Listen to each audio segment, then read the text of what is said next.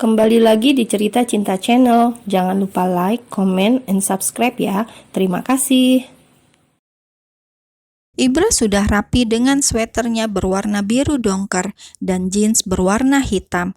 Inayah tertegun menatap Ibra, mengapa suaminya itu terlihat lebih keren jika berpenampilan santai seperti ini daripada dengan setelan kantor. Mungkin Inayah sudah bosan melihat Ibra mengenakan kemeja dan jas setiap hari. Saat dalam perjalanan berangkat ke rumah sakit, Inayah masih saja enggan mengangkat kepalanya. Ia terus bersandar. "Kamu pusing?" "Enggak kok, Mas." "Terus kenapa lesu banget gitu?"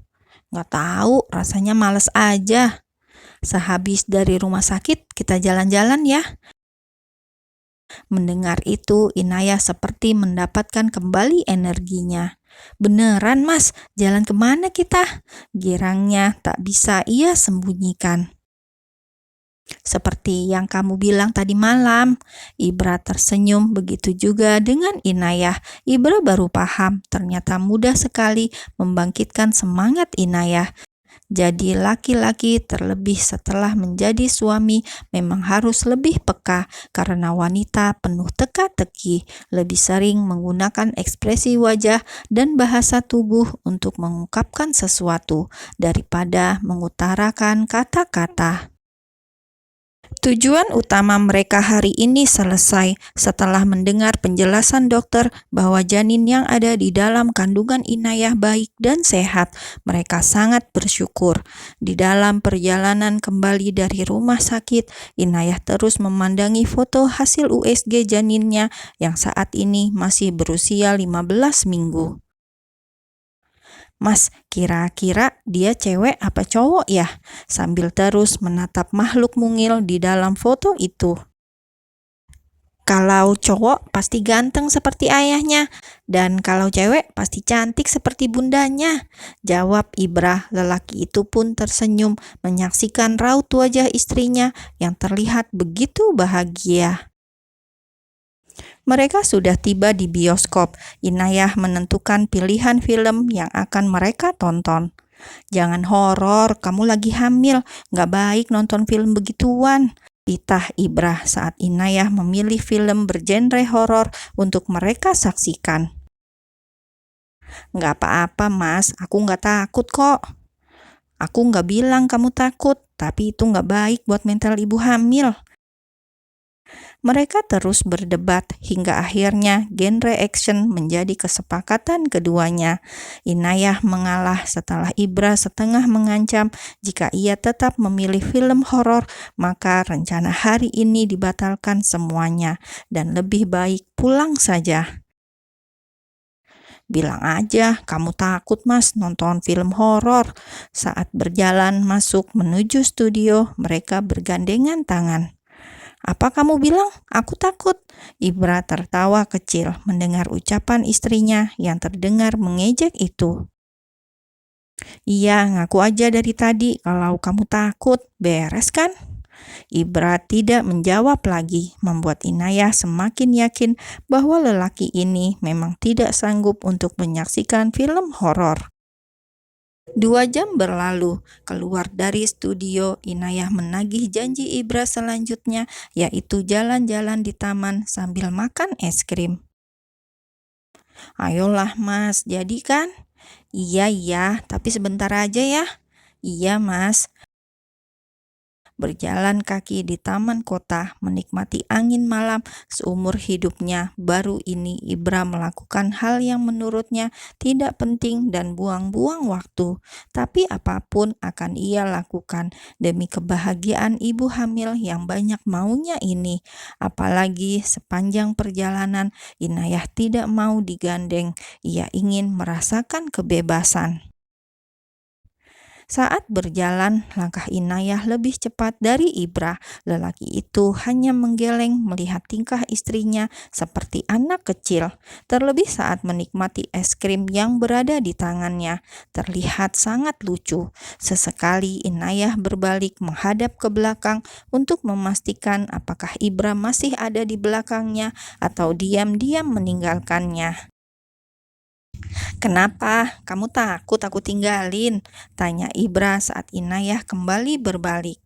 "Iya mas, siapa tahu kamu bosan dan diam-diam ninggalin aku nungguin di mobil." Rencananya gitu sih. Mendengar itu, langkah Inayah terhenti. "Ya udah sana, kamu pulang duluan juga nggak apa-apa kok. Taksi kan banyak. Lagian aku bukan anak TK yang nggak tahu jalan pulang."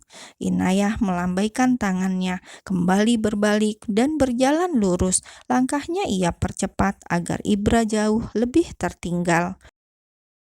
Beberapa detik kemudian, Ibra sudah berada di sampingnya. "Itu aja marah sayang."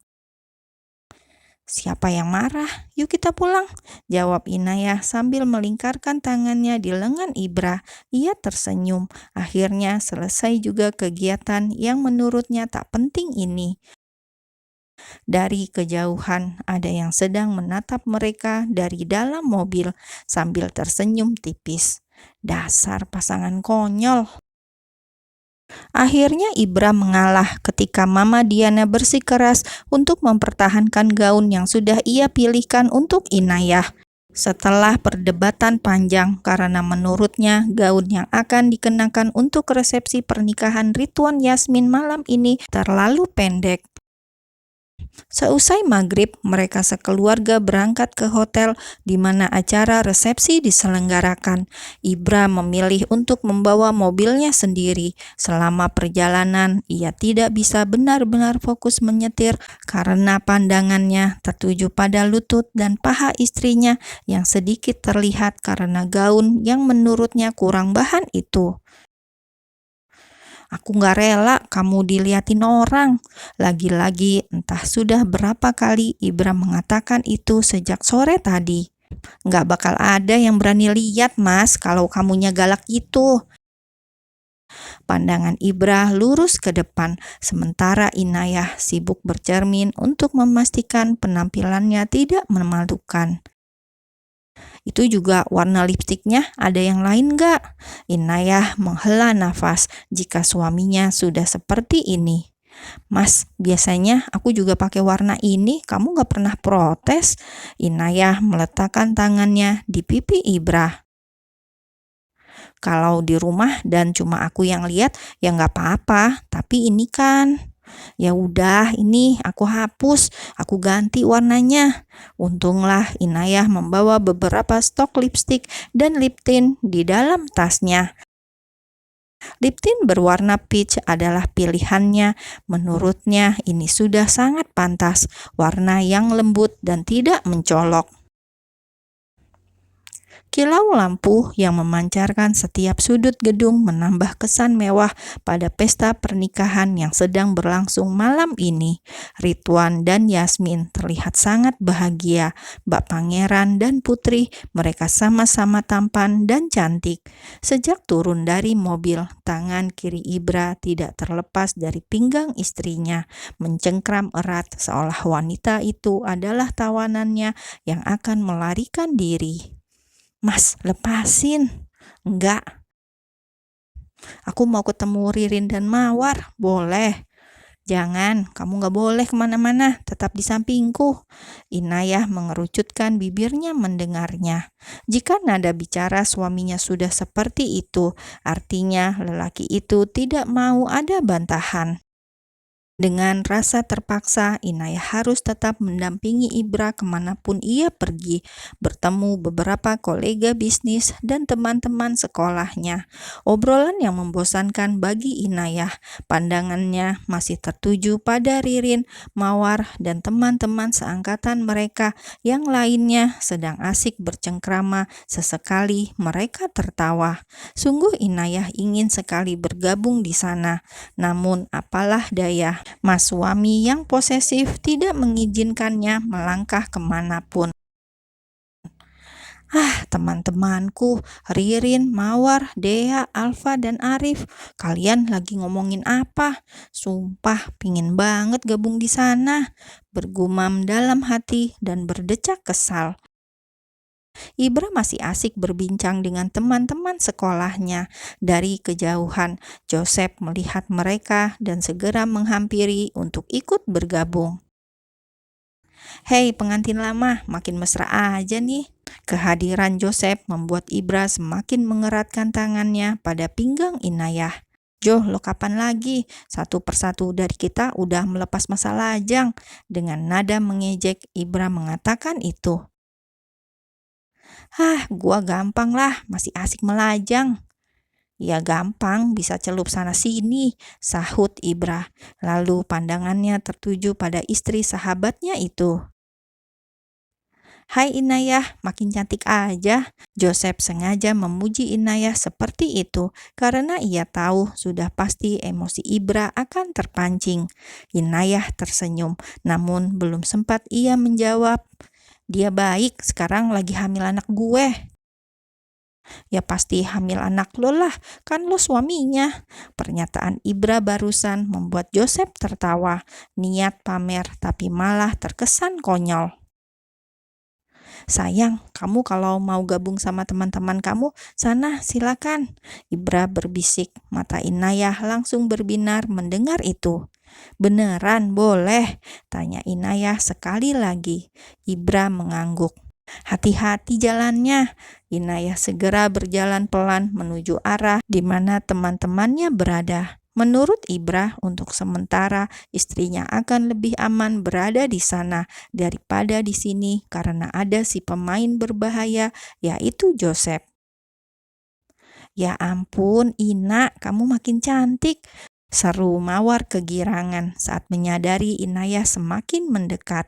Mereka pun saling menyapa dan berpelukan, mengobrol santai. Semenjak Inayah menikah, mereka tidak pernah berkumpul seperti ini. Jarak antara Ibra dan Inayah kini sekitar 10 meter. Meski sedang berbicara dengan teman-temannya, mata Ibra tak terlepas dari wanita itu dan terus ia pantau. Menatap Inayah yang tertawa lepas. Terlebih di sana tidak hanya ada Ririn dan Mawar. Setelah mengetahui ada 2 orang laki-laki di sana, rasanya ia menyesal telah mengizinkan istrinya bergabung di sana. Terlebih sekarang mereka sedang berfoto-foto dan posisi Inayah berada di dekat Alfa. Meski terkesan berlebihan, namun Ibra tidak menyukai itu. Ia tak suka istrinya dekat-dekat dan tertawa bebas di hadapan laki-laki lain. Segera ia berjalan menuju arah mereka.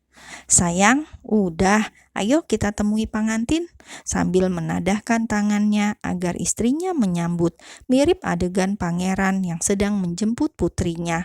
Hanya dengan melihat tatapan Ibra, Inayah mengerti dan segera menyambut tangan suaminya. Tak lupa ia berpamitan dengan mereka. Walau rasanya baru sebentar, tetapi itu tidak masalah bagi Inayah. Yang penting ia sudah bertemu dengan Ririn dan Mawar setelah berbulan-bulan lamanya. Inayah menggandeng lengan Ibra. Mereka berjalan menuju pelaminan untuk menemui kedua mempelai. Yasmin melempar senyum kala melihat kedatangan mereka. "Selamat, Yas." Mereka berpelukan. "Makasih, Nak. Kamu sehat kan?" sambil memegang perut Inayah. "Sehat, Yas. Semoga kamu segera nyusul ya," bisiknya pada Yasmin, membuat sahabatnya itu tersipu malu. "Hai bos, gimana rasanya jalan-jalan di taman?" Ridwan terkekeh setelah menanyakan itu, karena ia paham betul bagaimana Ibra tidak suka keramaian, tidak suka pergi ke tempat umum. Tapi setelah melihat itu beberapa hari yang lalu, Ridwan menyadari pasti ada sesuatu yang tidak lain adalah permintaan istri yang sedang hamil. "Lo boleh tertawa sekarang, rasain sendiri nanti saatnya tiba. Semoga apa yang lo rasain lebih parah dari gue," ucapnya dengan segala dendam.